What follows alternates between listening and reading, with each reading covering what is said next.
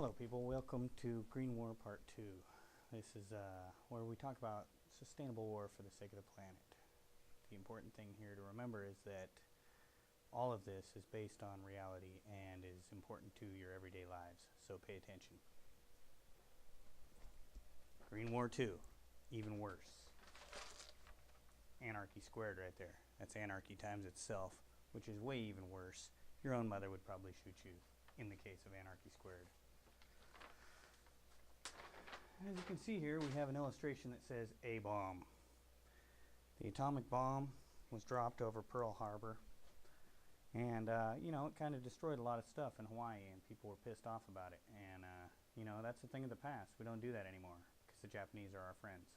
So now when you go to Hawaii, you can actually meet Japanese people that survived that bombing, and they'll tell you it's defunct. Don't use it anymore. It's outdated technology. Here at Green War, we actually have been working to update all our technology for killing to make it more greener. So we are actually going to talk today about the B-bomb, which is the next step past, the radiation-filled A-bomb, such as this, the A-bomb. Everything's radiated for, 50 billion years. Or we could use the killing technology that I came up with.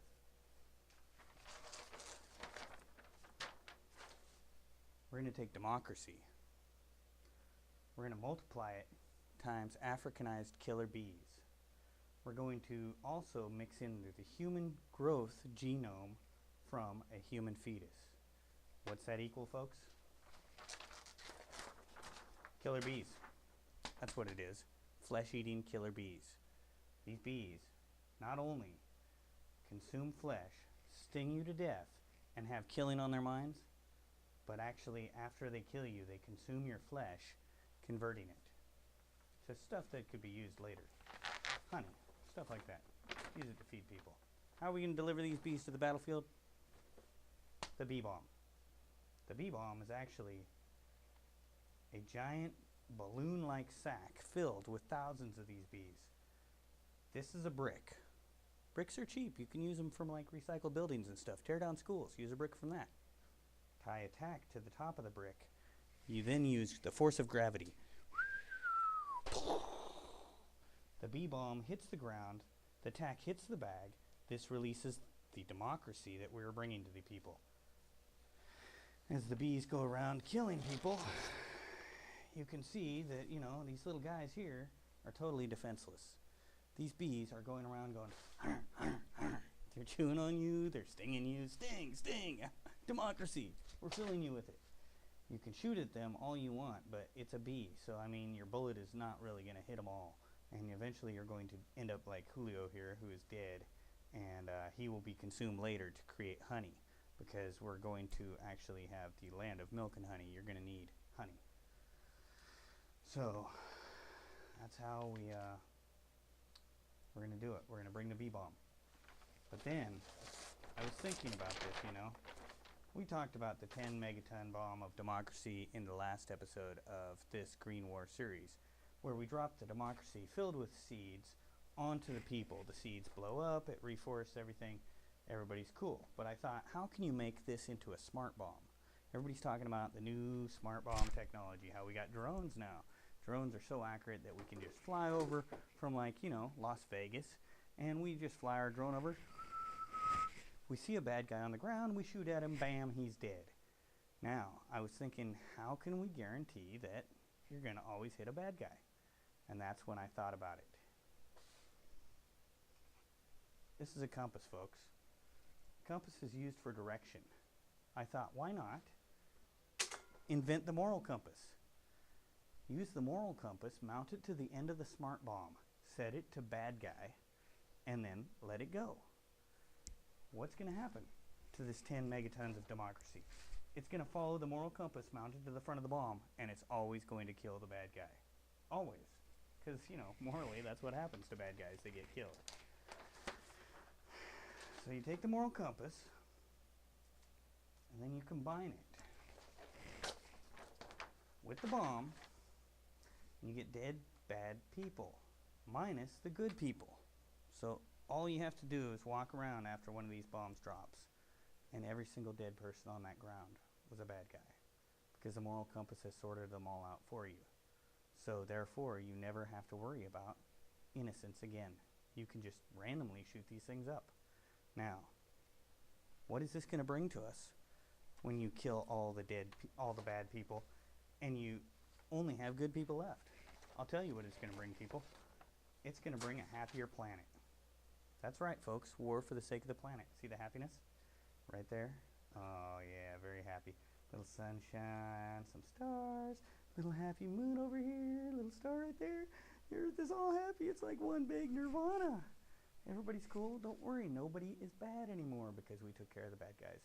We now have democracy. And that means that we have to have a world that is happy. So that's what we do. Now, this new smart bomb technology, you'd think that it was a good idea. I showed it to this secret military installation here to some of the guys that work in an office that is shaped just like this. I'm going to, not even bother naming them. And they immediately told me, no, we will not.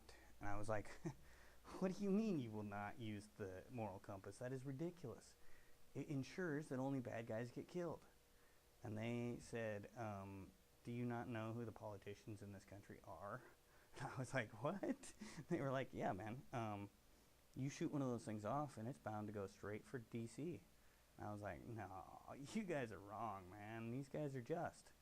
And I don't know. They outvoted me, man. So basically, there's not going to be a moral compass bomb. Sorry. You may have heard in the news recently that 16,000 P Avenue is having quite the party. Because U.S. forces have killed bin Laden. They killed him. Do you see that? That's the Oregonian newspaper. U.S. forces kill Osama bin Laden. There's a picture of bin Laden. He's sweet looking.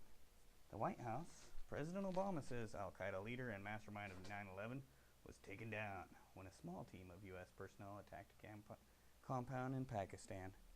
Now, that's one version of the story. And according to everybody, this is now going to be renamed from Pennsylvania Avenue to Party Avenue. 1600 Party Avenue, because it's all easy street now. We killed Osama bin Laden. Now, I just want to say that, there's been a lot of talk recently about lies. Lies and propaganda. Lies equaling propaganda. That is ridiculous. Propaganda, frankly, it doesn't even exist. Our government would never use propaganda. That is one of the stupidest things that you could ever accuse a democracy of doing. Because propaganda is designed to control people and manipulate them into doing stupid stuff like starting wars in foreign countries that don't need to be invaded. And that doesn't really seem like the case here, because clearly we caught Osama bin Laden and we killed him in one of the countries that we hadn't invaded yet, but they were on our list.